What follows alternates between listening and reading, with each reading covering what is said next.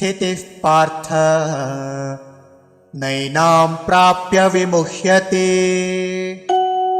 स्थित्वा स्यामन्तकालेऽपि ब्रह्मनिर्वाणमृच्छति। इति श्रीमद्भगवद्गीतायां श्रीकृष्णार्जुनसंवादे सांख्ययोगो नाम द्वितीयोऽध्यायः।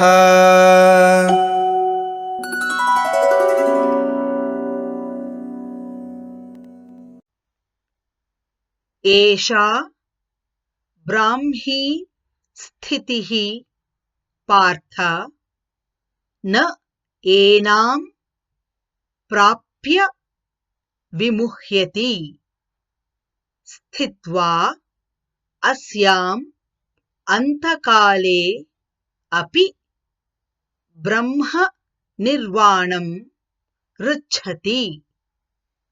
एषा ब्राह्मी स्थितिः पार्थ एषा ब्राह्मी स्थितिः पार्थ नैनां प्राप्य विमुह्यते नैनां प्राप्य विमुह्यते स्थित्वा स्यामन्तकालेऽपि स्थित्वा स्यामन्तकालेऽपि ब्रह्मनिर्वाणमृच्छति ब्रह्मनिर्वाणमृच्छति।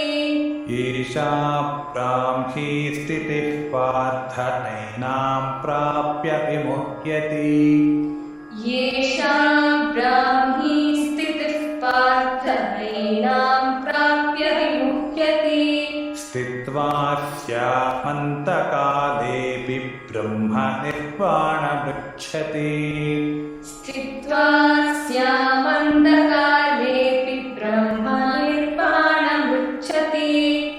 एषा ब्राह्मी स्थितिः पार्थ नैनां प्राप्य विमुह्यति स्थित्वा स्यामन्तकालेऽपि ब्रह्मनिर्वाणमृच्छति।